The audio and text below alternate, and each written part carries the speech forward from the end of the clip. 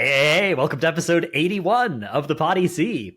This week, Retribution Paladins have added Balanced Druid channels to their Discord to then close them in protest of Balanced Druid's current tuning position, which is abysmal right now. They're fighting the Og Evokers at the bottom of the stats on Warcraft logs. We'll see if this leads to any tuning. We're recording this on Friday, like just before they would usually post tuning. So there's a chance that there will be tuning by the time you see this. There's a chance we'll have some to react to during this video, because I feel like a lot of people sort of think that this would be the week where they would do tuning. It's hard to say exactly why. Like, I guess it's been a couple of weeks since the race, and now the meta has sort of solidified a little bit, and so it could be a good time to do some buffs and nerfs. But I don't know. I'm not sure. Do you guys think there'll be any tuning today or announced for the reset? But I'm just looking at like balanced druid tuning right now. I don't understand how they're this bad. Like they were never ever an option in the race. It was like, you cannot play this class. It's kind of been like that for a while, actually.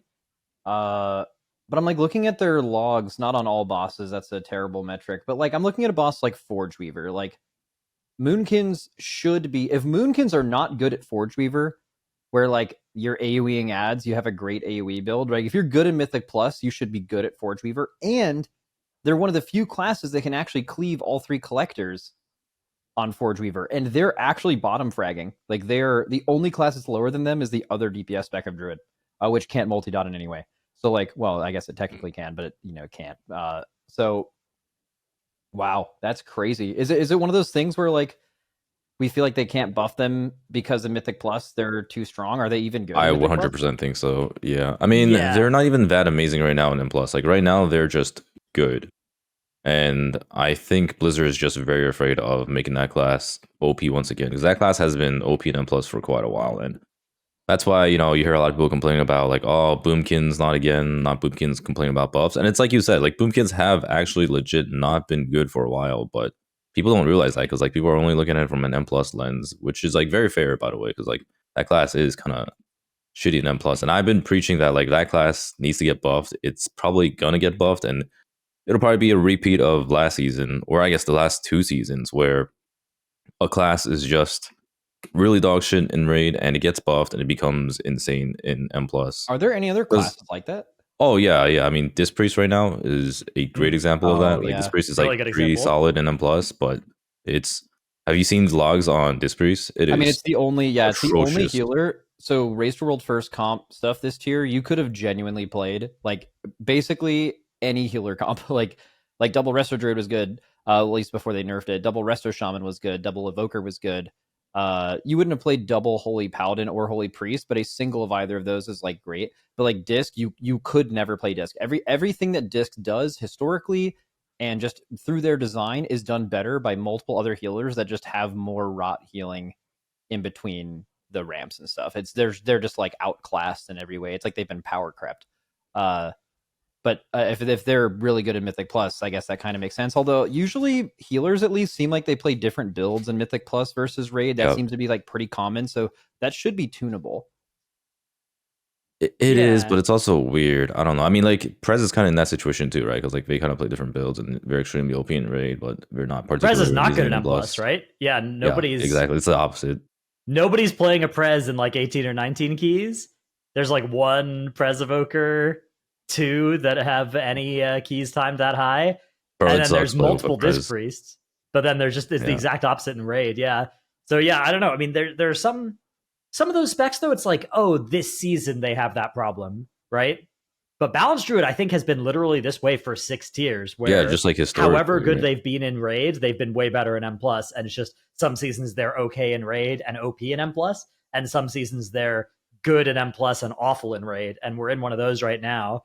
I don't know how to fix it, but I think they do need to just like look at the damage profile of Balance, look at the healing profile of Prez and Disc, and just actually like really think about how you can target buff it by like 20% in Raid or 10% in Raid without making it any stronger in M+, which is very hard to do. So I mean, that's basically impossible. Like, and most hard Raid fights have a like cleave element with single target being a priority, and that's like basically a Mythic Plus build for the small thing of like you just want a little bit more AoE. Like maybe you play one more AoE talent or something. That's basically really a good raid build and a good Mythic Plus build are the same. What kind of concerns me there is homogenization, right? Like if the big issue is, oh, well, Moonkins just have this profile that's just perfect for this one game mode. Yeah, well, that one game mode is kind of the only thing you can do if you want to infinitely just play WoW all the time outside of raid hours.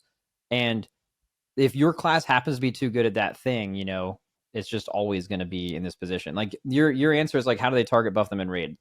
Like, I don't know. It's weird. Like they're pure single. I don't know why they're so bad in raid. Like they're pure single on Fractalist is like a middle of the pack, 95th percentile in Mythic, right? That's not that bad. So like pure single, I guess, is chilling. Maybe it's a good kill time or something. But you just look at like harder bosses, and they're just doing absolutely nothing. There isn't even a single public log of a Moonkin killing Dimensius, for example. But like, how's a Balanced Druid bad at Forge Weaver and good at Mythic Plus? Is it just the ads die too fast? I mean, they're not. Yeah, well, it's that, but also they're not even that amazing in M plus right now. Because like normally the case is Boomkin is insanely good in M plus, and they're just like mid at raid. But now they're pretty good in M plus, and they're completely awful in raid. I mean, so they're just like one notch down. You do also yeah, run but also into like how long it takes to problem. ramp is another issue. There's also that problem of like, because it's bad, it looks worse than it is because good guilds and players don't choose to play it, right? So yeah, even if it was only like 5% worse, it looks 15% worse because guilds that are willing to accept a 5% worse thing on paper are more than 5% worse, or their players are more than 5% worse in average, right? So yeah, that is true. That, you see a lot of logs on Moonkin though. Like I'm looking at like logs for Forge Weaver. Just have that up right now. It's a popular class. Yeah, it's like popular spec. Like Feral is the more commonly brought Race World first class this season, but like, you know, Balance is like tripling Feral on Forge Weaver kills, at least publicly logged on Mythic. There's a lot of stuff that has more just like quick top of my head, or just looking at it. Destro, Sub, Arcane, Frost, Shadow Priest, Elemental, Havoc, and Fury, and Devastation. That is it. The Moonkin beats every other spec in the game besides those like 9 things. So like it's not that low. It's like more played than most DPS specs, right? So it's the ranged rep pally. Complete bottom fragging, like just doing 0 damage on a fight they'd historically be good at. I think target capping has to be an issue, right? Like if you're worried about how much someone scales in AoE, the big differentiator between Raid and Mythic Plus usually isn't talent builds, it is cleave amounts. And you see this a lot with Windwalker. Like Windwalker has amazing 5 target cleave.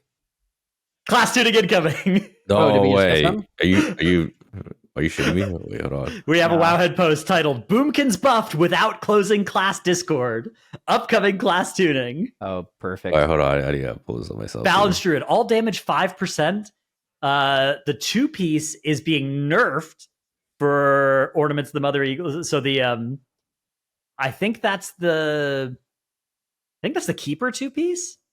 Maybe I don't remember. Whichever one increases Starfire damage, and then they're nerfing Elune's Chosen, Fury of Elune, and Minor Moon damage. Okay, yeah, so they're trying to do like give them 5% aura and then nerf the parts that are going to be too good after that, maybe? I don't know. Yeah, I feel like Moonkin isn't in a... I mean, is their tier like crazy or something?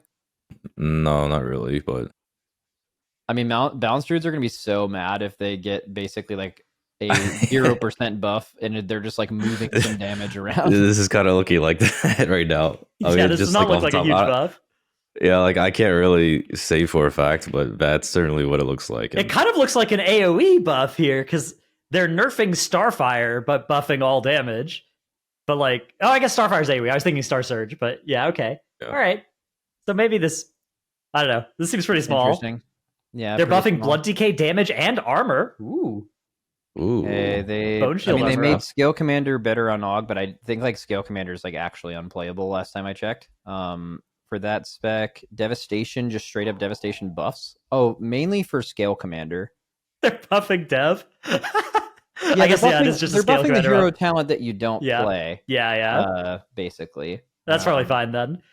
It's a meme in my guild that they were going to buff Dev on this tuning because they buffed Dev last year when it was already good, and then it became like super OP. Wait, BM Hunter buff? What the I was That's not really expecting this. interesting. So BM's That class is pretty gonna be good. so OP. You don't see a lot of it though. People are playing MM pretty much everywhere, right? Yeah, but I wonder if like this MM is one of the classes where if you were to look at like top percentiles of MM, you're gonna see a misrepresentation of their average pull because their variance is so high.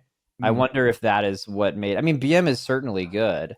BM is insanely OP in M plus right now. So that getting buffed is, I think BM is gonna 100% be meta now. Oh, interesting. If this goes through, yeah, it is such an OP class, and that's getting buffed. Then they fix a little bug for Mistweaver. They're buffing Holy Priest, Heal, Halo, and Archon Empowered Surges. So they're buffing Holy Priest. All right, I like that. Healing. Yeah, that's funny. And then they're also buffing Disc, Atonement. So they're buffing Disc in Raid without buffing it in M+. Okay, nice. That's basically exactly what we're talking about. Atonement is the new Psychic Link. Didn't they reduce Atonement from 33 to 28? Like, it was not even like a couple patches ago, right? Now they're buffing it back. They like added in the increase effectiveness outside of Raid for Atonement, and now they're taking that away. I mean, that's not the issue with Disc. The issue is that other healers do what Disc does bad. Like, dude, the fact that Disc isn't good for Fractalus is crazy, because like it's perfect. Like, you have a little mini ramp or a big ramp every single time any damage could happen, and then there's 0 damage in between. It's perfect. And this is still a large buff to it. This is a 17% buff to their biggest heal, though. Like that might be enough to, because they did have just like a throughput problem, right? As well as a niche problem. So, but yeah, Fractalus, you're absolutely right. That was a big canary in the coal mine for that spec sucking this tier. Wow. Yeah, cool. Huge PvP tuning too. Wow, you guys see this? Wow. Yeah. Dude, oh my goodness. Wow, Feral Druid 4% buff. Stamina granted from the PvP trinket set bonus increased by 5% for all rolls. Holy Dorki, what does this mean for my solo chef?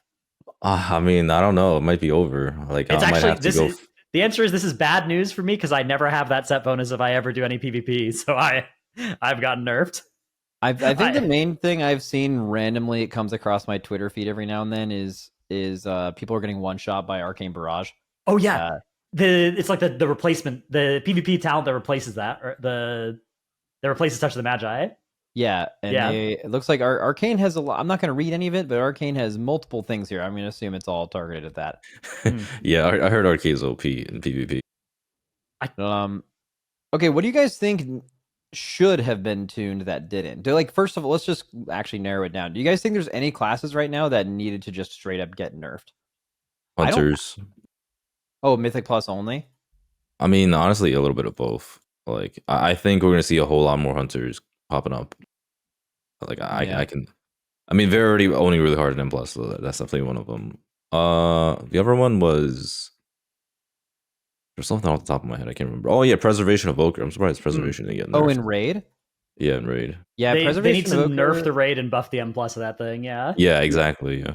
Like, the Raid... Preservation of Evoker this season, I feel like, on actual Raid fights, was closer to, like, Season 1 Flame Shaper Prez than people give it credit for. It was extremely powerful. Yeah, they need to, like, target cap Essence Bomb or something aggressively. I don't know. Yeah, I'm not smart enough to recommend any changes for healers. I wonder what specifically makes Prez less desirable in Mythic Plus. I'm sure some of it is like their literal throughput, like damage and healing, but they're usually not short on coverage. They have a lot of abilities to like press buttons and have stuff a lot of the time. I think healer is also just a really competitive spot for raid buffs. Like, raid buffs is a big one. Like, I was gonna say, like you have 3, I think, like borderline.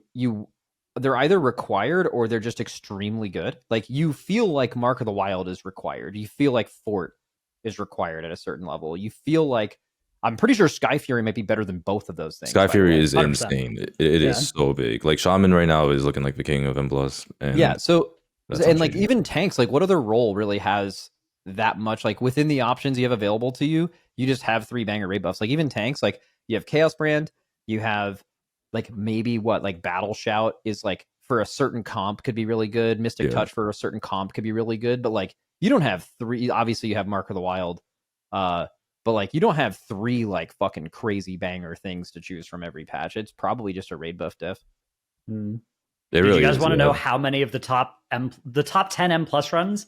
All of them have a shaman in them, but there's different specs. But they all have a shaman. Yeah, that's Sky Fury. Sky Fury is so insane. Like I don't think it gets talked about enough. People just don't realize it because like we don't know. Bro, we've been what saying it. value I think Yeah, there were it is so multiple insane. patches where the meta comp didn't have a shaman in it, and people were talking about like how OP raid buffs are, and we've been saying like Sky Fury is better than all of them. But you know, spec has to be good enough. Yeah, unlike in raid, your spec can't be like you only have 5 slots. You can't have any mid specs. But Yeah. if a spec is good and has Sky Fury, you have to play it. Yeah, or one of them. It's actually kind of annoying because like if you're playing one of those specs that really like Sky Fury and you don't have a shaman in your group, it feels really bad. Because like I've been playing a lot of Frosty Kid season, right? It's like my main, and anytime there's not a shaman in the group, Frosty Kid just feels so bad. Like I'm just getting way less killing machine procs. I'm doing significantly less damage. It is so noticeable. Dude, that's cool though. In raid, I don't think anything was too strong to where it needed to be nerfed, honestly. Yeah, I think you could make an argument for like. So the problem is, no spec is like. There aren't any specs that are OP on Dimensius and Salhadar, really. Yeah. Like Arcane is maybe the closest, but even then, it's like Arcane is getting hard carried through phase 1 of Dimensius. I don't know. I mean, Dorki kind of hit the nail. I mean, if you're looking at, again, the highest percentiles, not the average, Marksman Hunter is the #1 class on Warcraft logs for the last 3 bosses, right? But if you high roll on MM, you just beat every class in the game. It's actually really interesting to see how Blizzard handles that, because I don't think they've had a class with this much variance in a very long time. And actually, to my knowledge, since I played the game, I actually do not remember another class. Oh, I would say Unholy DK last season, but specifically for M+. There's like, been the you would enhanced swing, high like, roll builds insane. as well. Oh yeah, that's also kind of true. I'm pretty sure enhanced high roll build from like Vault of the Incarnates. This is way more than that. Like MM is fucking. It looks really fun to play too. We could. Let me share this. Hang on. Okay, look at this. This is just the like Simcraft for the tier. Look at MM. Look at MM. Look at every class in the game compared to that. It's all like within a very reasonable margin, and MM can just do that. No other class can potentially do that, which is really fascinating. It's really rare to have a class in the game like that. Yeah. It's also really frustrating to progress. It's rare for a class to have single target variants, because like usually there are classes that have a ton of AoE variants, but single target is the rare one. Yeah, another class that is like, again, no one should ever look at this seriously, but if you look at like all boss rankings, which is unfortunately what some people do, you'd say like, oh, maybe Destro is too OP in raid. I think this is a perfect example of a class being just fine tuning wise, but just having a bunch of fights really well made for Destro to be really good. Like P1 Dimensius, crazy Havoc value. P2 Dimensius, crazy Havoc value. And then in P3, they just run around with no movement speed and can't cast while moving and get hard carried by the rest of their guild. But you have like Soul Hunters, insane Destro fight. You have Nexus King is also an insane Destro fight. Like they just, it's kind of like Fury Warrior in Ansurect here, where like they unfortunately got nerfed because people looked at all boss rankings, or maybe Ansurect, but it was just, they were just perfectly made for exactly what the fight was requiring, and it made them seem like they were a much better class than they actually were. Yeah, it's an interesting discussion point, because like if your spec is OP for 3 of the last 4 bosses in a tier, which that was the case for Fury that tier, but you're not in a vacuum on a target dummy or whatever, should you still get nerfed?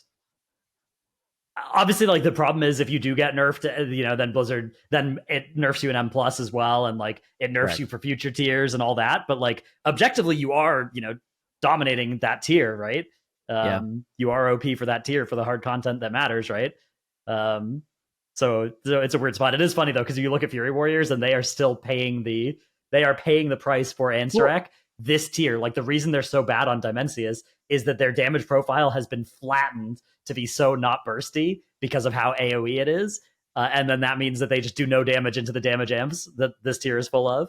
So have you seen Fury since the changes though? They hotfix something about Fury. Yeah, they hotfix Reap of the Soul, whatever the hell. The set bonus, right? The yeah. Yeah. So now I know they have a new build now. Is that bursty again? Are they actually? I don't know or is it if just it's high overall? I have no idea about bursty, but I know if you look at just their general raid rankings, if you look at Warcraft logs over the course of 2 weeks, they're like middle of the pack on a lot of this stuff. And then if you do over the course of 1 day, they're like top 3. Wow, that is Yeah, cool. the class is insane now, actually. Yeah, Seems I was like watching. I was watching Honestly Prague Dimensius, and they are playing a Fury Warrior, and I was expecting it to like drop during the burn from third on details down to like eighth or whatever, but it only dropped to fourth. So, but also I don't know exactly what was going on in that particular pull, but that was Speak crazy. about class or like raid design, right? Like they've been big on damage amps recently, bro. If there were no damage amps in this raid, Fury would have been fucking amazing. Like Fury is actually so good even before this hotfix. They were just such a good class for what the rest of these bosses need. But when the last phase damage check of the last boss is just based on how much damage you can do in a damage amp, and you don't have a lot of burst for that, you just can't be played. They would have been so good for P2 and P1. Like honestly, Fury Warrior really good at early bosses too. But they just unfortunately have the thing where it's like, oh well, damage amps are the theme and have been really for a couple raids now, and they just can't do that well. The fact that Echo progressed with Revez and then benched him on that fight really like tells the whole story. Although that was really prefixed. I'm really surprised they chose to even start with it. Like my mindset is I think Revez is one of their better players. I don't raid there, so I don't actually know. But like you want to have your best players in on the last boss, right? And like you just try to force that however you can. We do the same thing. But like it just seemed like going into progression, even if you're going to learn the first 2 phases better with like one of your better players or on a class, it's fine for those. If you know there's a high chance once you get to the damage amp, you have to swap them out. You'd rather having that player you swap in have those pulls beforehand before that point, right? So I thought that was interesting. Or maybe they thought they could get away with it, or maybe there was something about their burst window that I don't know, and they had like some cook for it or something. But yeah, or their thought was just it's going to be high overall damage and like good in the execute and stuff, even if it does bad burn damage. I don't know. Isn't the way arcane mages were played in the race an exact example of that? You were basically sacking and warlocks. You were like having terrible burns just to like push these P2 platforms faster. I mean, you basically have a class that would have been that decision. So reasonable, but except they weren't really that much better than. That was the problem is, it wasn't actually owning the other parts, and it wasn't bringing a raid buff either. This tier seemed like a weird tier as well, where you just like, you really got big value out of bringing like 400 raid buffs, right? And so like, or non-raid buffs, right? Like Ellie Shamans and stuff. So everybody else wanted to be a raid buff to, make the space for you to stack Ellie Shamans and Evokers and stuff. Stacking Ellie Shamans. When do you think the next tier we see one of those classes being played again is? Before this raid, by the way, world first end boss kill, Ellie Shaman. I think it's been... Man, if Echo didn't play one in Eternal Palace, I think it's been like more than 10 years. I would have to check, but I'm pretty sure they were, since Feral Druid killed a Myrdrasil, I think they are the single spec that is actually the longest waiting for a world first kill, and then you ran 3 of them, which is pretty crazy. Dude, Alishan is actually insane right now. They're like insane in M+ too. I don't know if you've seen. They're also just a really well built spec. Like forget the tuning. They scale insane with Time Spiral. I don't know why actually they get this, but they get, I think it's because you have to technically talent into either Gust of Wind or Ghost Walk. So you get, because you may not have those as a talent. If you look at every other class in the game, what they get by default for Time Spiral is something that is your class just has. It is not something it has to choose. Because their only mobility they have to choose, they get Spirit Walker's Grace, which is incredibly good as an Ellie Shaman to just, I mean, if you watch an Ellie Shaman POV for the guilds that had 4 evokers, it's actually like they're listening to payphone during the fight. They're just moving around constantly. But on top of that, if they spec into Ghost Walk or Gust of Wind, Time Spiral also gives them that.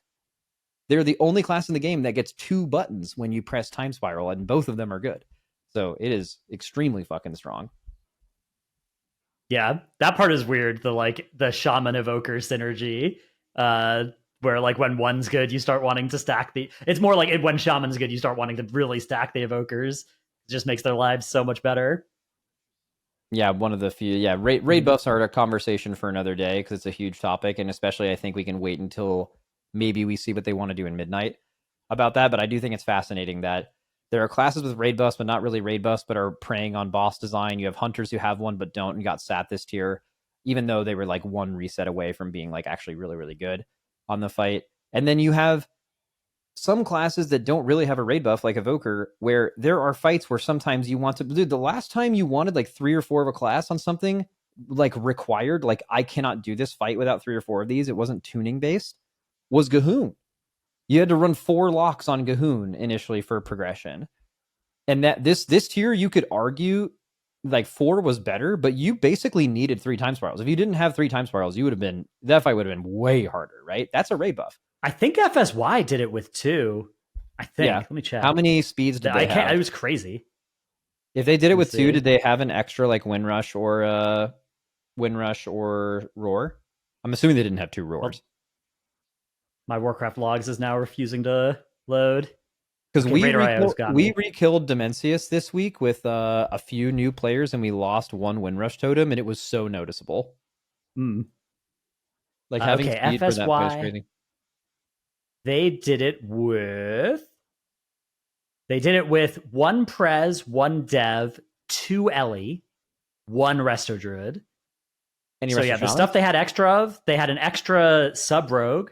They had the Hunter. That's really good. Yeah.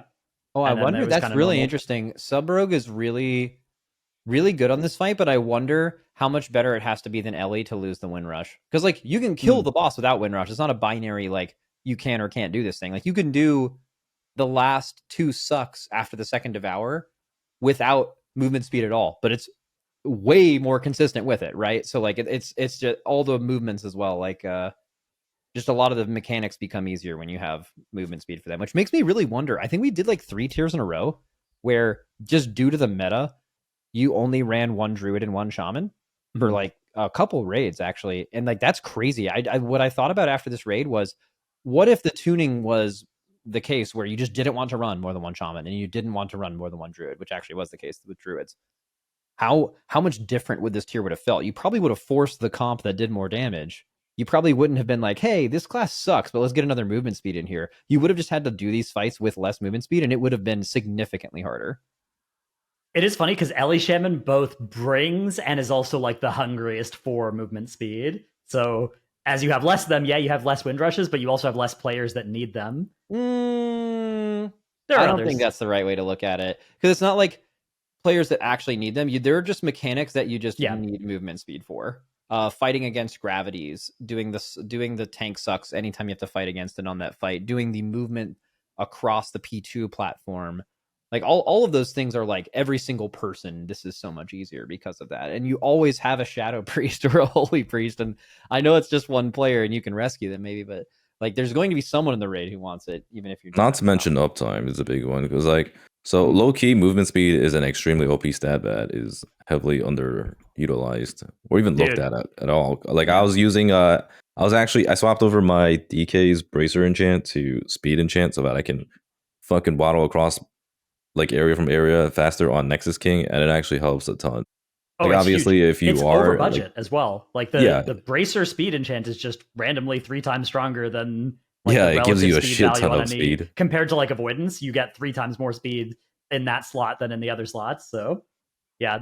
Problem is I think the avoidance is super OP for things that aren't Death Knights, but I think it depends on the situation too. Because like I honestly feel like it is a pro tip for a lot of players out there who aren't struggling with the survivability check to just literally just slap on movement speed enchants, because that will probably, because like most guilds, they actually suffer more from dying to mechanics or like dying to not being able to get out of shit in time, more so than rotting out or having stuff like kill them, like natty damage. Like natty damage doesn't really kill lower end. Well, I wouldn't even call them lower ends, but like, guilds that are not in the top 10. Yeah, a lot of damage is one-shotty. Yeah, and as you're getting more of that stamina, and you're doing it later, it's definitely, I think you're definitely right. It used to be true for the Race World First as well. Actually, I remember back in like Sepulcher, I looked at the gems and enchants of Race to World First versus like everybody else in the top 20 or whatever. and the Race to World First were indexed so much more into speed than everybody else. Interesting. So yeah, this tier though, I don't think that's true. This tier avoidance is like super king. So what we do is we have like basically going into every boss, we have just a list, and the list is just, does avoidance work on this? And it just like lists all the mechanics. And on some bosses, avoidance is just super low value, so that choice is like kind of boss specific. But I think most players are just like, I'm not going to go that deep into it. I feel like taking less damage from things sometimes is just going to be better for me than speed. But you are right, Dorki, that like if you were to play that out, the speed is underrated. I also think, I mean, I'm not even saying we are like above that. Like I'm saying, like we could probably end up having more pulls on an end boss, not playing an extra druid or shaman and missing another windrush or roar because like that class is bad and being so married to the throughput because you're just worried about the potential, right? And you can do things without it, but like you could do it in less pulls with the speed. But it's an underrated stat that a lot of people don't pay attention to.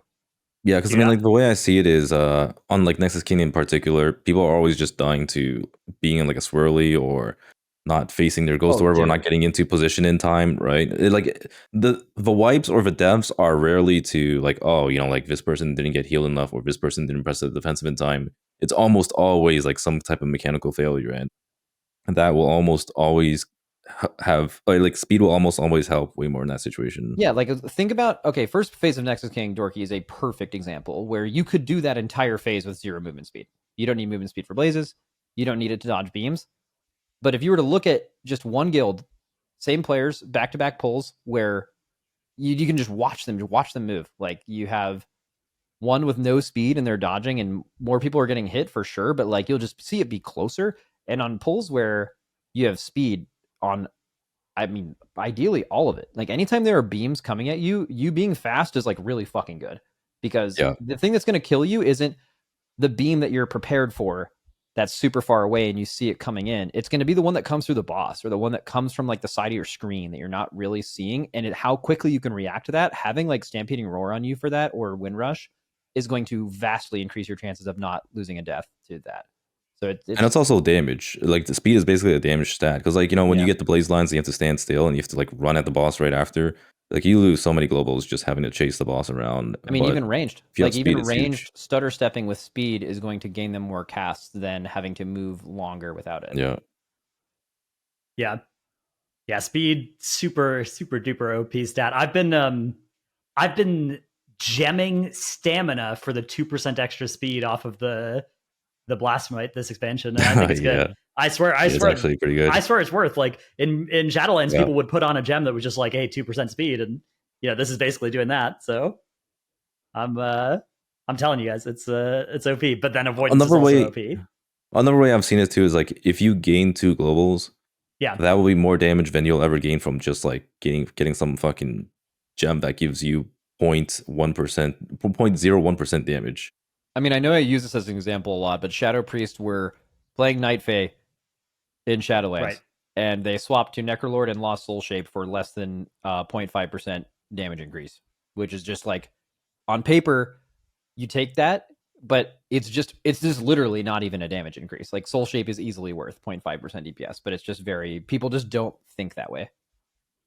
It's because of Sims. It reminds me of tanks not using cheat death trinkets as well. Like, dude, they're so good. And like, if it saves you 2 pulls out of 100, that's so much better than whatever throughput you'd be getting out of whatever stupid, especially now that tank trinkets do no damage. But there are a lot of people that are just resistant to ever playing the thing that isn't going to give the highest sim number, which is crazy to me.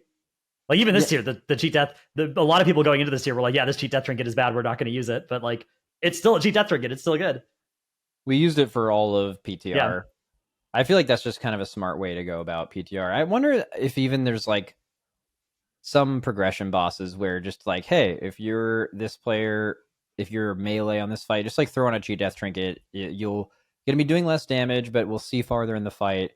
And your damage won't matter until we're actually ready to kill it, but we'll just see farther. But usually we don't do stuff like that. It's only very specific bosses that are... Oh yeah, I just meant for tanks, but you're talking about like DPS players using it. Yeah, for tanks should basically always wear cheat death trinkets, I think. At least that's how it's felt from all the way back when I was tanking till now. It just, like, losing a tank ever is just horrible, so it's just always the move.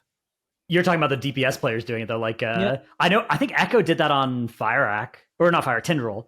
They just threw on like 10, or was that? Yeah, I think it was Echo that did that. They just threw on like 10 G Death Trinkets for that boss for Prague. There's been some bosses we've done it on. I'm trying to think any that come to mind, but they're usually extremely specific, extremely lethal, almost RNG deaths that you feel like you're not even making progression because you aren't seeing past this point. But specifically, it can't be a fight that has a lot of early damage checks. That could be killing an ad in time or phasing a boss. P1 Dimensius, phasing the boss before you push it. Like, you can't really wear a cheat death trinket on DPS players in P1 Dimensius because you're just not going to hit the check, at least during the race.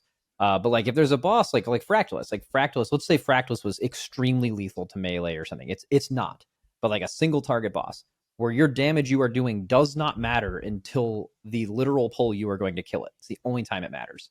There's no early checks mid-fight. Those fights are great to use DPS trinkets on, tank trinkets on DPS players because you can just see farther if it is happening to be really lethal. I think we also did it briefly on like Lords of Dread. I think that was one learning that fight. But just kind of depends. Actually, a pretty common strategy in MDI too. Like, I find it really interesting, the whole defensive dynamic in M+, and you're like thinking about how to survive certain parts, and you might utilize a cheat death trinket, or even like some kind of tank trinket that gives you an absorb shield. Dude, I remember, God, it was the like opulence tank trinket, right? Where that thing just gave you like a shield. It was like a Pride as trinket. That was so OP. Dude, shout out random tank trinkets. Loved the, this is going to be PP old as fuck, but the Hellfire Citadel. Oh yeah, that's way too fucking old. I have no idea. Or no, actually it's Antorus. It's Antorus. End of Legion, not old. old. Okay. Oh, now we're talking. Yeah, no, the one with like the little portals. Oh yeah, I love that one, dude. I love that trinket. What's that thing called? Oh my god. Yeah, it was off the like 4th boss or something, but like the fire one procced like crazy damn, and the blue one was like a pretty good shielding. The green one was like pretty bad or something, but that was always fun. I like trinkets like that. Yeah, dude, I miss old tank trinkets. Like, I swear, tank trinkets are so lame now. Dude, the most exciting part of the season as a tank trinket wise is which DPS trinket have they not put the DPS penalty on for tanks, and then using that for a bit until they fix it. That's like it's so sad, the state of tank trinkets right now. I guess they made the OP brand trinket this tier, but like that's literally just way over budget. It's not even like interesting. It's just, this trinket does way too much damage. What I would like to see more from them is like trinkets that they actually used to do this for DPS, like the Nighthold trinkets where you just got like CDR in your main ability. Like, I wish there were some tank trinkets every patch that gave you some like creativity with like getting some CDR in like one of your main walls or something like that, and seeing if that ends up getting some play. Yeah. Dude, speaking of trinkets, I will say one thing that's really cool about this season is there's actually a trinket that's insanely good for M+, but isn't necessarily like the most insane for raid. And I think that's how it should be. It's a Curstone Idol. It's a trinket from Halls of Atonement. That trinket is like insane for agility and strength users in M+. It basically does uncapped AoE damage, and depending on the amount of targets you hit, you gain critical strike. So for an M+ trinket, like, it's super insane, but for a raid, really it's cool. Like, it's pretty good. Yeah, like, I think they should continue with that design. I'm pretty sure it's like a complete accident that they made something like this, but that essentially solves the whole issue of like, M+ers feeling like they're compelled to raid, and then like raiders feeling like they don't have their best trinkets coming from raid. Because right now, like, if you're a raider, you can get stuff like unending Never Prism or whatever it's called, and Araz's Ritual Forge. But for M+ers, like, you could honestly just go with the Curstone Idol, and that trinket fucking owns. It also kind of solves another problem, or not solves, but helps it, which is that by having uncapped AoE trinkets, it also kind of bridges the gap between the uncapped AoE class and the more capped DPS classes, which is, I think, like one of the central issues, core issues to Mythic Plus too. Like, if those trinkets are strong, you just simply still feel bad, but feel less bad about bringing someone who's capped at 5, or I think it's just 5. People don't really have an aversion to things capped at 8, right? I feel like a lot of classes what is even like 5 really nowadays? It feels like it's mostly 8 Windwalker is 5. or like Arcane Mage, I mostly guess. 5. I don't know what Arcane Mage is now. I think they're I 5. think it is still 5. Yeah. Is Fury still 5? I'm not think- sure. I think so, but I don't know. It's always weird when the big source of damage is like a new set bonus or a hero talent thing or something. Like sometimes those are either capped or uncapped when the main ability isn't. So I don't know for sure. But yeah, I agree. I think if I think they're getting close to like, because it seems like Fury is going to be good this season, even though it may still be capped. So Is that's Fury nice. is DPS Warrior one of the only specs that has, at least to my knowledge, has never been meta in Mythic Plus? It has never been the best DPS spec, or one of the top 3. Yeah, It's one of the few.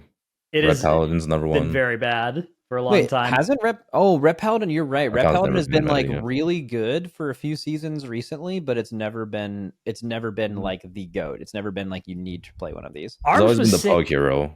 Do you guys remember Warglaves on the Moonglaves or whatever, Umbral Moonglaves trinket from Tumas Argeris? When that was out, Arms was good. Why specifically? Could they like make it auto crit or something? It was just that's just how I remember the season because they were using it. But I think it was mostly just they were OP that season. Yeah, I mean, I don't know if they were super meta, but Legion's weird as well because like we weren't good. We didn't know what was good. We didn't know M+.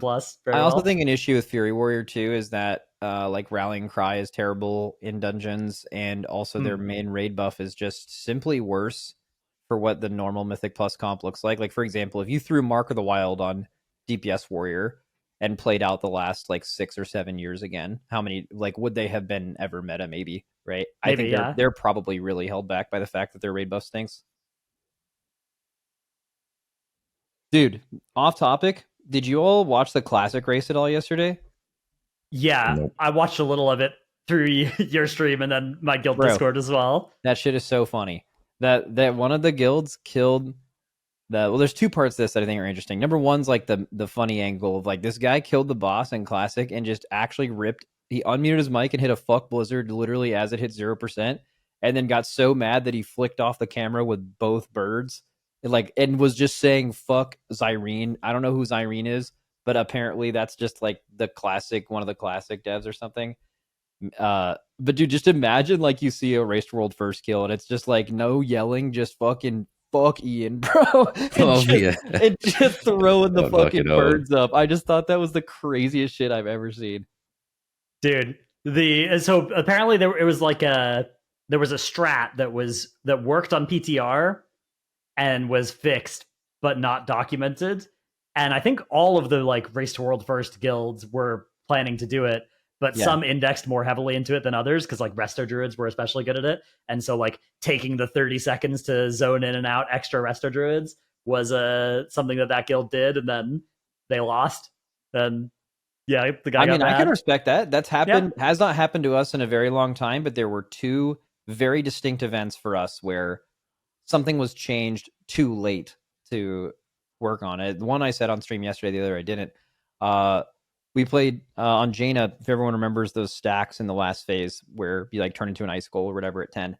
You could immune those off all through Heroic, and it was the same thing on Mythic. You could immune them on Mythic, and then we killed like 6 of the 9 Mythic bosses, and then there was a patch note saying you could no longer immune these, and by that time we had already Mythic geared 4 Frost Mages, which immediately got shot out of the comp as soon as that change was made. And it's just like Mythic gear just gone, right? If you post that before the gearing process starts, you make more educated decisions. And the other one is a pretty famous one on Gahoon. So we extended on Gahoon mostly because we were afraid of a Feta Devourer Reclear. We just thought that could take more time than it would take us potentially to kill the boss. But they actually nerfed Feta Devourer on that reset, but they didn't post it until 2 hours after our reset happened, and we had already extended and gone into the raid. But had they posted that before that decision was made, we wouldn't have extended because that boss would have been a free rekill. So also at other things. So yeah, but Blizzard doesn't do that anymore. Like retail, not classic. I have literally no idea about classic, but in retail, I can't think of something they've done like that in a very long time. Dude, what's the last time a Reclear or Extend decision has been made in the Race to World First based off of fear of Reclear? Like that being a variable that mattered. That must be the last time, right? Because I feel like nowadays even if there was a really hard boss, you would never be that scared of re-killing it, right? Well, yeah. So it was probably not even the right decision then. We were just so a lot of people like started watching the race in Old Year, and they're like, "Oh my god, these two guilds are going head to head." But like Method had been doing this for like 10 years at this point, and we literally just decided to day raid 2 extra days the day before the raid came out, and we were just completely stupid and fucking YOLOing it. So it probably wasn't the right decision then either. But it is what we did decide to do. But yeah, they usually don't do stuff like that anymore. I would actually say Blizzard's communication and stuff has been like pretty good, and their nerfs and stuff. Like I think they have basically impossible nerf timing. Like if they ever have to nerf a boss, like when the fuck does it make sense to do it? Have you ever thought about that? Like during the race, like when do you do it? If like they've done it in the morning, but then it's like Echo's been in the swing of their day. We're just waking up. It usually takes us a couple hours to get going. Like that's going to feel really bad. Naturally, every guild will go to bed ahead and wake up behind. So if you're ever waking up and a nerf comes out, it's like, well, okay, now there's this race to the finish and we're behind. Where if they'd have done it a few hours later, maybe we're more caught up. But then if it's a few hours later, EU's about to go to bed. So maybe they don't have enough time to kill it. If they do it when EU's asleep and we're both on the boss, like there's literally no time that doesn't fuck someone. So it's and they've kind of somehow managed to avoid that outside of Vault of the Incarnates. Yeah, Vault of the Incarnates being a particularly that one was, it was also like because it was one shot right after that one, right? Like, yeah, it was a massive nerf. But even if it was a less stable nerf, but the boss was killable that day, we're still waking up like. I think that was probably the best time to do a small or medium nerf, because like you do it any later and like Echo are about to go to bed, right? Yeah, exactly. Yeah, that is you're right though. It's like basically impossible. That's why it's so important for them to not need to do those nerfs. Which is so hard. Like you're looking at Ansurek and Demencius, two bosses that I think the majority of Race to World First watchers are like, I don't know if this is doable, right? After a certain amount of time, because it is genuinely a crazy fight. But like Blizzard is really apprehensive about nerfing it. But like when Ian was on Echo's cast, like Preach said in his post raid video, he's like, I was like, are you guys nerfing this boss? Like, don't nerf this boss or whatever. And then Ian was like, I might have to nerf this boss. So like, I bet like, yeah, they stood 10 toes down and didn't nerf either Ansurek or Demencius, but I bet they were fucking considering it almost every minute of the last 2 days of both of those bosses because of the way they make the fights, right? Like they don't really know how killable these fights are because they don't have testers that are capable of doing what Liquid and Echo do. So they test it, see if it's doable, and then they just buff it by 20%, and they're just like, maybe they can do this. And they've gotten that really right 2 times this expansion and really wrong once. They did hit they hit Ansurek with the 5 seconds extra enrage timer stealth nerf. Yeah, the best way to nerf the fight, where basically no one knew about it until the guilds told the community about it, but also wasn't even needed. We would have killed it on that pull without that. Yeah, that's but yeah, I imagine Blizzard, and it's tough because like they don't want to nerf the boss until they know they need to nerf it. But if they wait until they're sure they need to nerf it, then it's too late for it to be a fair nerf, right? Like, because if you do need to do like say a bigger nerf to that kind of fight, you sort of need to do it before anybody's done all the prog that the nerf invalidates, right? Yeah. So it is a nuclear difficulty spot for them, and I think Demencius is a huge example of them just like nailing it. So definitely huge credit.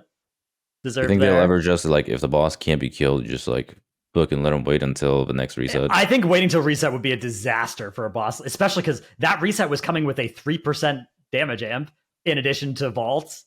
Like that would have been. So the thing that really sucks about that, if a boss is like truly unkillable, is every guild reaches the same point, and whoever had played better to that point has their progression basically completely invalidated. Like I would like to think this happened to us on Ashara. Like we were just vastly ahead on Ashara. You can see on our, if anyone wants to go to Warcraft logs and look at like our pull chart for that, they still have it, where we like progressed pretty quickly to P2, and then for just straight up 3 days, straight line, 0 progression, impossible phase. They end up nerfing it and the boss died within like 6 hours or something. But we were on that fight. I think actually the time we were on the second to last boss kill to the next guild behind us, second to last boss kill, was actually the biggest gap ever in N'Zoth, in like Mugsy to Gallywix, from Stone Legion to Denathrius, all of those. There's never been a bigger gap from number 1 guild to number 2 guild killing the second to last boss than what was it? That boss's name, Zakul to Ashara. There was even Method members in like Twitch chats being like, "Yeah, the race is GG. Like we're so far behind." But then you just couldn't do this phase. So like the idea that you have Blizzard's just like, you know what, we don't know exactly how to nerf this, so we're just gonna let them sit here, bro. The alternative of that, of like actually watching that, like watching us just unable to get any farther on the fight for 3 days, it's never happened. You've never seen this, but if you were to actually see that, I think it would be like really irritating.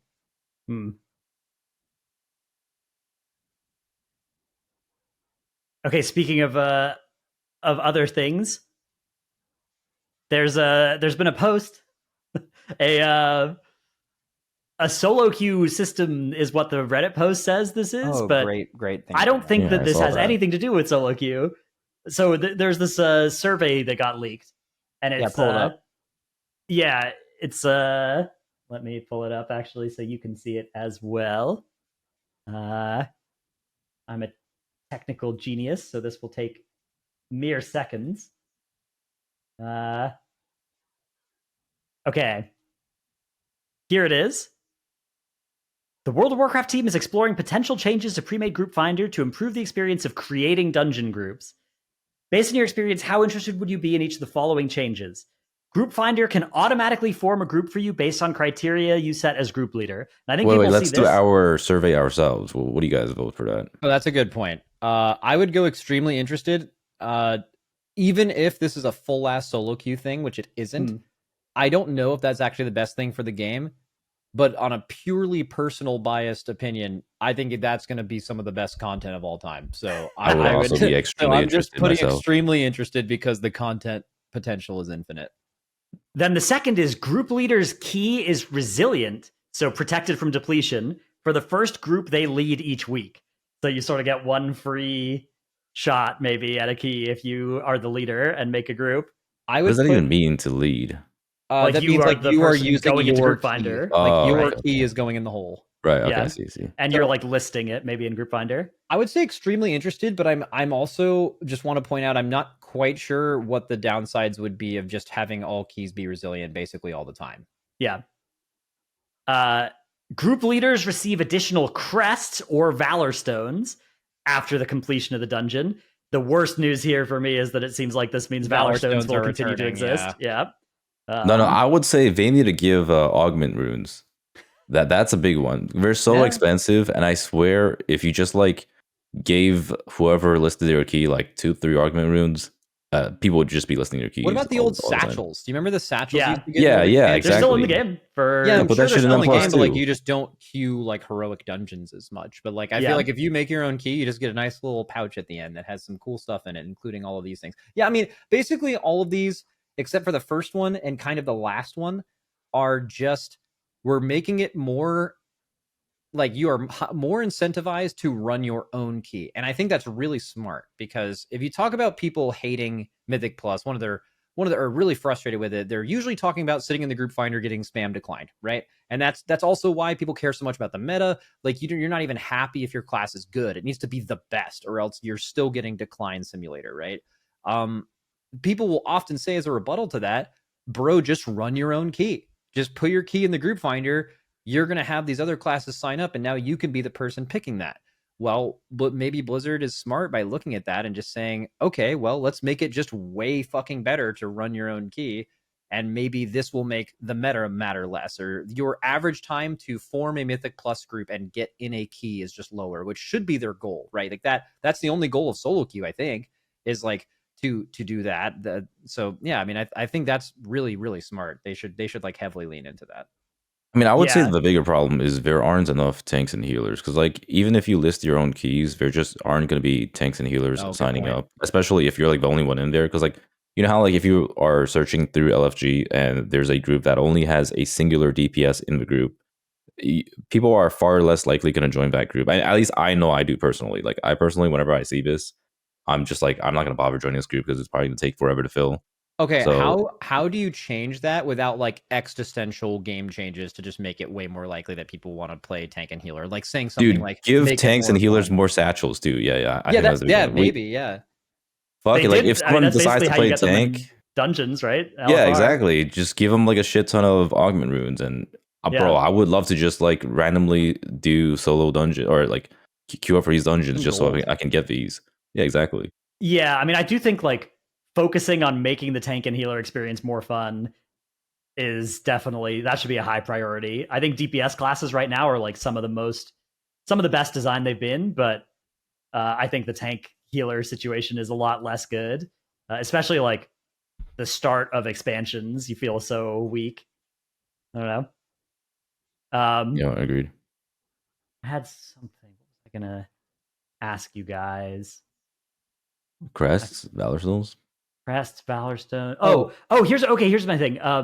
Yeah, like the experience of creating group. We always say create groups, right? That's the best way. But like, if you are a solo DPS creating a +7 Dawnbreaker, and your like IO is low, versus if you're like a tank or a healer creating a +10 Ecodome and your IO is high, like one of those you are going to get 50 applicants within a second, and the other you are not going to get any applicants ever. It is definitely so. It's the kind of thing where like the best solution is to create desirable groups, but this is maybe going to just create more group leaders putting non-desirable groups in Group Finder, which might not help anything. Yeah, I mean, so there is definitely, so if you read the first and the second to last and the last one, Group Finder will automatically form a group for you based on criteria you selected as the group leader. Then at the bottom, Group Finder will recommend players of similar skill level. That's certainly like IO score. And then Group Finder will recommend players with similar playstyles or goals. So I'm sure you could like select weekly no lever or like pushing key, just making that up real quick. Like you can find people that are looking for the same thing. Cool. But I think clearly what they're leaning at here, yes, they're making it better to make do your own key. But I think they're looking for a button that you can press that says queue, and you queue for Mythic Plus, and it is going to form a group for people that has, a lust, similar IO score, probably doesn't care at all about raid buffs, and is just going to put people in a group. Now, some of you guys are instantly going to sit there and be like, well, people are going to see a bad comp and just leave, maybe. But what it might do is it might still just increase, especially for lower stakes keys, might increase the amount of total runs that happen, which is probably Blizzard's goal, or have the, in quotes, queue time just be shorter to enter Mythic Plus at any level. But I would definitely, even just as a social experiment, it'll be fascinating to see how that actually plays out. The way I see it is, I don't think it'll lower queue times. Like, I think people who are stuck in queue for 30 minutes are still going to be stuck in there for 30 minutes. But it does, at the very least, automate it. Because there's nothing more soul crushing than just signing up groups nonstop. And, you can only apply to 5 groups. You don't get invited to any of them, or they delist, or they just like leave you hanging in there. And you just keep rinse repeating this for like 30 minutes. Because I mean, like, even I go through this shit whenever I'm pugging keys, and I've been pugging a ton of keys this season. Like, I'm just like signing up to keys on my Havoc Demon Hunter. I've been playing a lot of Havoc. It's actually really fun this season. And people just don't fucking invite me. It's actually so annoying. And you tell them who you are, and they still don't invite you. Yeah, like I literally whispered, I'm like, do you know who I am? Like, why are you not inviting me? I'm just kidding. That'd be crazy. Cool. But that's good. I swear to dude, some of these pugs are fucking demonic, by the way. Like, I swear to God, it's just a bunch of goddamn clankers playing this game. It's not even real human beings anymore. Oh my God, is that the first clanker of the PoddyC that we ripped here? Maybe. Robots. That's gonna be good. I've been under that theory that none of these guys are real. Okay, but isn't it just as soul crushing to sign up to a group or to queue for this, get a 30-minute queue, and then someone instantly leaves because they hate the comp? That's what I'm saying, is like it's going to be really interesting to see how it actually plays out. There is another thing I think could help, though. I actually think there's a world where this increases the amount of tanks and healers by default. Because like if your experience with this is you are clicking queue and it is taking you 30 minutes as DPS to get a queue, but if you tank, you instantly get a key, people are gonna fucking tank more, man. Like that, I feel like that has to be the only outcome, is that more people will tank. If it's like, man, I don't really want to tank, but like, how much worse do I want to tank than DPS versus like how much do I really want to wait 30 minutes versus start playing right now? And that's technically still true in the group finder right now, but it's not as black and white as literally seeing a queue time. Right. Yeah, I think that this is a server where you can kind of read into it different things based on what you're hoping or thinking Blizzard are up to, because they could definitely be like, their version of SoloQ could be this whole group finder recommending players, and then they're offering these incentives, right? Like a resilient key. Like that might be how it works, right? Is if you follow the group leader recommendations, which is basically doing a solo queue, right? Then you get these benefits, right? Sort of like how if you queue, you get the satchels in heroic. So I don't know. I mean, it's hard to say because this could also just be group finder improvements, but it definitely, that could be a good way to do solo queue, right? Is like, okay, if you sign up and click this button and you don't leave the group and you accept you play with just the people that Blizzard throws at you, then your group gets the kind of, it's a solo queue group instead of a pre-made group, and that gives you these special benefits of the key being resilient or whatever, extra crests, and that would be the incentive to do that instead of just kicking people or leaving or whatever. I mean, they already have the lever penalty in as well, which has been. Have you guys had any experience with the lever penalty yet? Dude, yeah. So, I mean, the whole lever shit is kind of stupid. I'm gonna be honest. Like, I kind of expected it to be kind of stupid when they first announced it on PTR, and yeah, I mean, it turned out to be kind of as pointless as expected. I mean, I've heard of like hostage situations already where people are like refusing to abandon, or like even the opposite too, where they were like literally AFK unless you FF. Yeah, the abandon vote goes up, and then when it fails, they start trolling. It's very similar to League, right? The only solution to that is that the other 4 people who are being held hostage should have a button to like vote for the fucking guy that's clearly should get the lever penalty because he's holding this group hostage, but they can't really implement that because that's very abusable to regular people, right? Like you're playing a bunch of friends and you just vote out the guy and now he gets a lever penalty and he didn't do anything wrong. I think there's basically no way to avoid a system where there's going to be some screenshots that look bad on Reddit of like the worst groups, right? Yep. So the goal shouldn't be to minimize that. It should be like, okay, is the average group experience better now? Most of the time when people type /abandon, is it improving their experience that they now have that option? And is it improving their experience that if they leave without doing that, they're going to get a penalty? I'm not convinced yet because I don't know. It seems like it's kind just of like annoying right now. And the problem with the penalty being a mark on your group finder thing is like the people that care about that are the people who aren't going to grief anyways. But the people who don't care about that are the people, like, you've got a punishment that matters only to the people who aren't going to. The Good Samaritans. Yeah. So it's that part of it is like a little, but it's hard to solve. I mean, League has been trying for 10 years to solve a very similar set of problems and hasn't done it yet, which is part of why it was so interesting that WoW decided to foray into that space as well. I mean, I feel like the easy solution is if someone's an actual griefer, you just ban them from the video game. Yeah, but that would require hiring people to do bans and stuff. Yeah, that's kind of true. Yeah, that's a good point. Yeah, we can't be hiring people like that. So I have another way of... Oh, sorry. Go ahead, Dorki. Yeah, okay. I'll ask another way, but you can say your way first. Well, I just have another way of interpreting the list. Like, not just something you press a button in Q4 and SoloQ, but just a group finder improvement is like, you as a player could sign up for, not a group leader. You as a player, you're like, I want to maybe do this dungeon, this dungeon, this dungeon. I have this IO score. Whatever. You have a list of things. Okay, then the group finder compiles everyone that is currently online that is looking for this and has done this. And then when you make a group for a Halls of Atonement, you don't have to wait for people to sign up to your individual group. You actually see an auto-populated list of people that are online and currently looking for Mythic Plus and fit the description of what they're looking for and what you're looking for. And then that could also just have, like, yeah, it's going to be first come, first serve. You're going to want to have that group up and pick up the really high level guy that's in this thing. But it's not like having to actually manually sign up for every single group. They could just auto-populate the list by the people signing up just filling out a bunch of stuff ahead of time. Yeah, it can be really nice. Like if you're looking to spam specific dungeons, that could be really nice to, if there was just a solo queue that was like, hey, I need Halls of Atonement for my trinket or whatever. Yeah, and it just auto signs you up for every Halls of Atonement that goes up. So and you don't even have to sit there auto applying to groups. You just are running around playing the game, doing whatever, and like eventually you're just gonna get invited by someone. Okay, another idea. So do you guys know how the Final Fantasy 14 queuing works, or like instance whatever group finding? I don't remember. I thought it was like basically just how heroic queuing works in WoW. Has a different. No. So basically, the group leader can list their group, and they'll have like certain requirements, right? Say they want a lust, they want at least 710 item level and at least like 3200 IO score. And once you list that group, anyone who meets that requirement can sign up and they'll automatically be put into your group. So that way there's no like, declining people. Like people can just like sign up freely as long as you have the requirements put up. Am I crazy for thinking in WoW if like you did that and someone just automatically joined your group and they were playing a bad spec, you would just be chain removing people?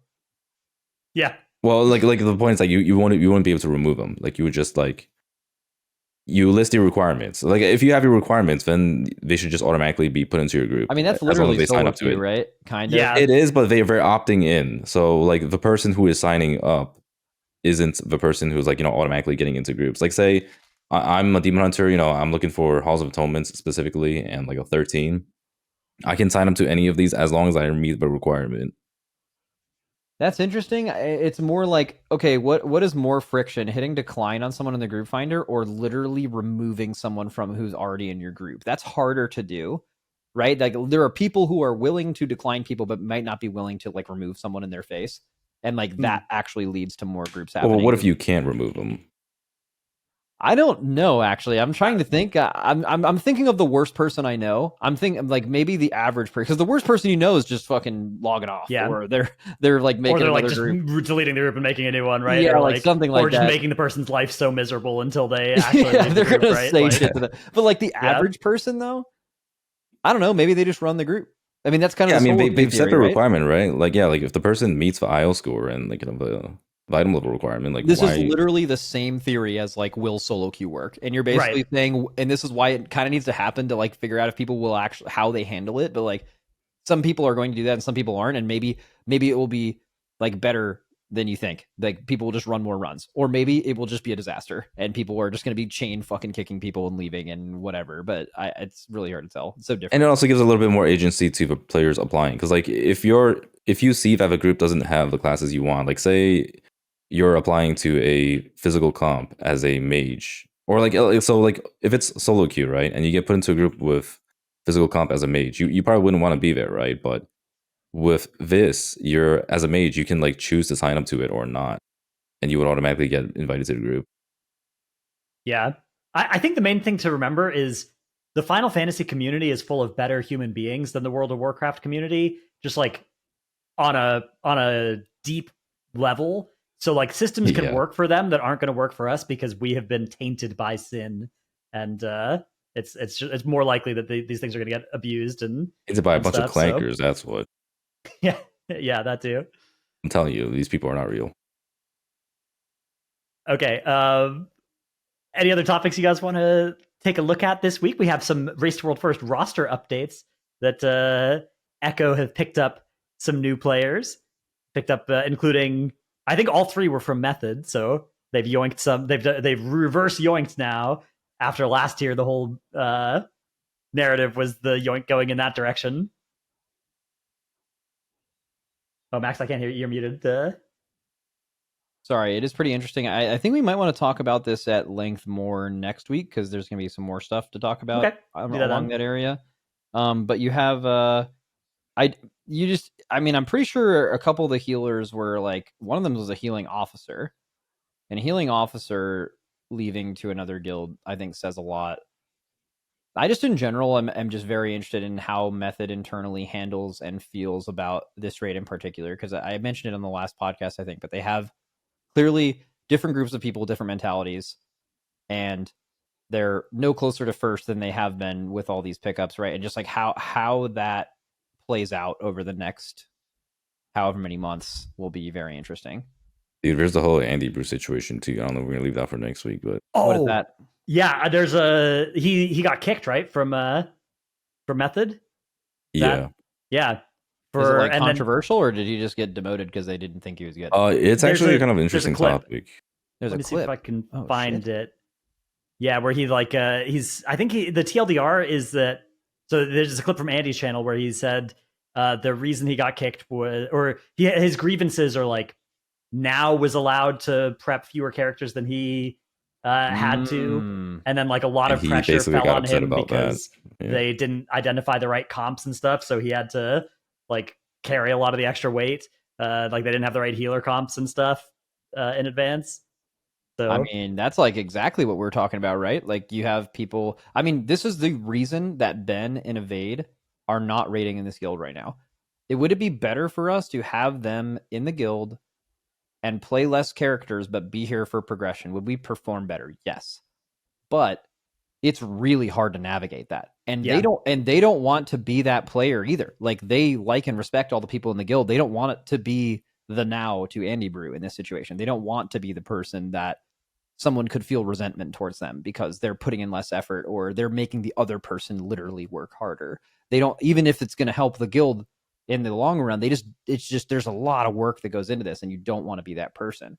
So that's very, I did not know that, but not surprising to me. I think isn't that also directly along the line of you have people who have been there and done that and are willing to raid in this guild, but I'm not making 16 characters, right? But then the people who do are like, what's up with that, right? So it's hard.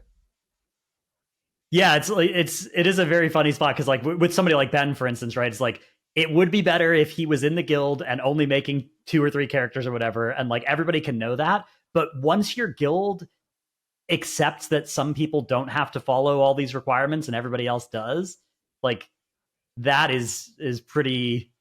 That's pretty damaging. It's for like almost some unsolvable. Like morale. Yeah. I don't know if it is solvable. Like that's something. I mean, we don't do this for this exact reason. It's just I wouldn't know how to figure that out. Except for Hopeful, who only has to make 4 characters, and that made people mad. To play one of them. Like people were like throwing little barbs. Like once we got into Mythic, they're like, "You're telling me this dude has been fucking farming Mythic Plus for 4 days instead of doing splits?"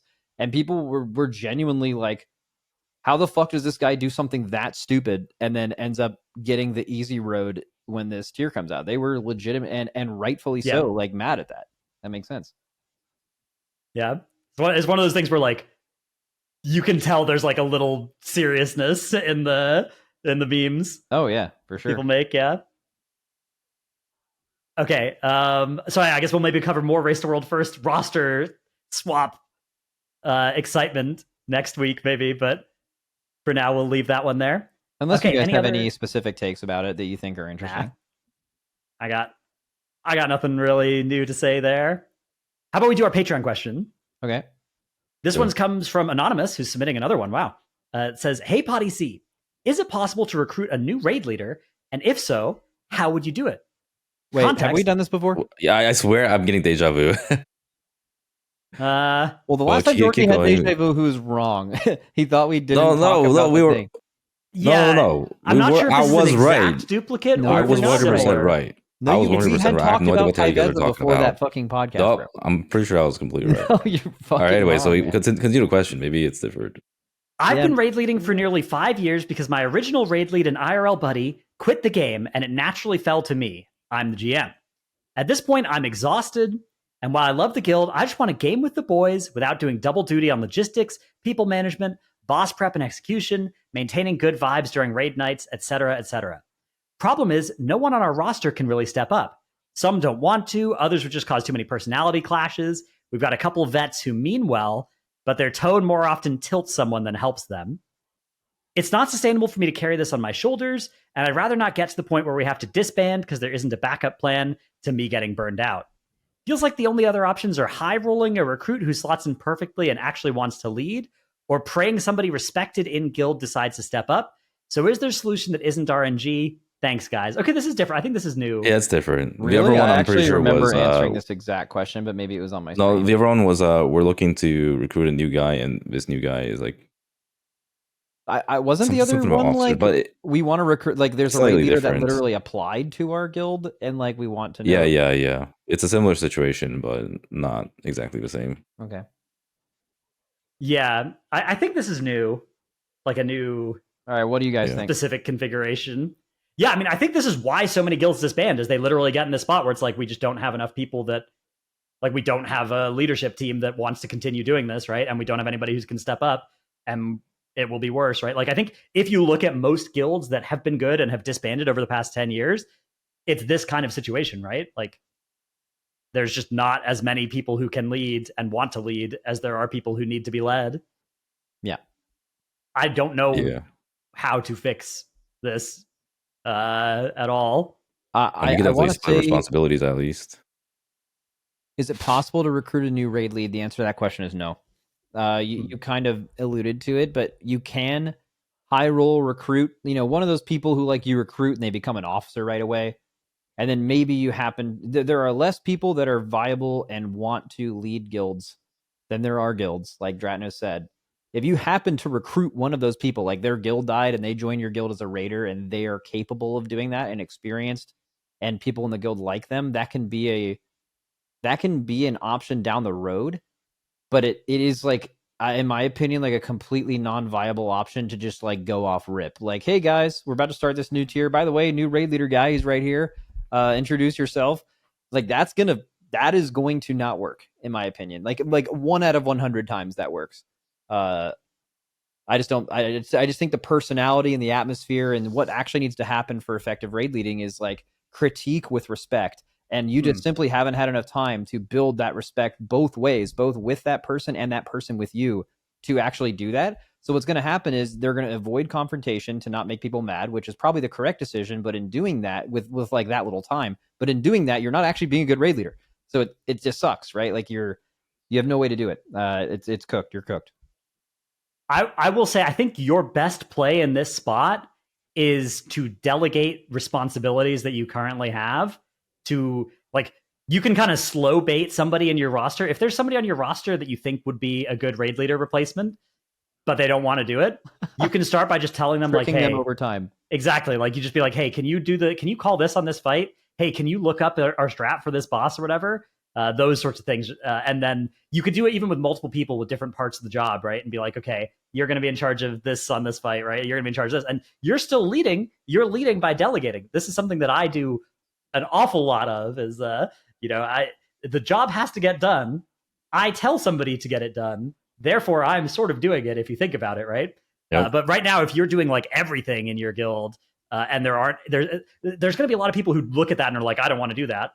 But if you offer them to do like, hey, can you do 5% of this work? They'll be like, okay, sure, yeah. And if you think they'd be good at it, you can start trying to slowly, make them get into a position where, like, if you step down later, they will step up and they'll know that they can. Yeah, you're completely right, Dratnos. Delegating responsibilities is an extremely important leadership role. That's this happens in M+, my main talent is telling people to do something so that I don't have to. Yeah, because people don't want to have to do shit. Like, it is what it is, right? Well, yeah. Leading is not something most people are willing to do. It's like a very small subsection of the population that would actually be willing to do this type of stuff. But giving responsibilities out to players is a lot more reasonable. And it's the same with all the roles too. Like, it's not just calling stuff out in raid. It's also just like, all right, can you deal with the loot situation or whatever goes on in your guild?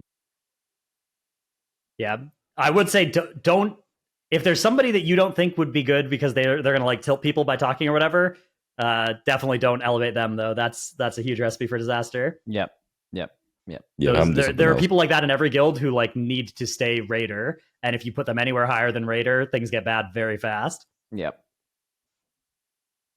All right, cool question. I think that's pretty much it for the stuff I had written down for this week to talk about. So unless either of you guys have any other things you wanted to talk about. No, I'm good. Going twice.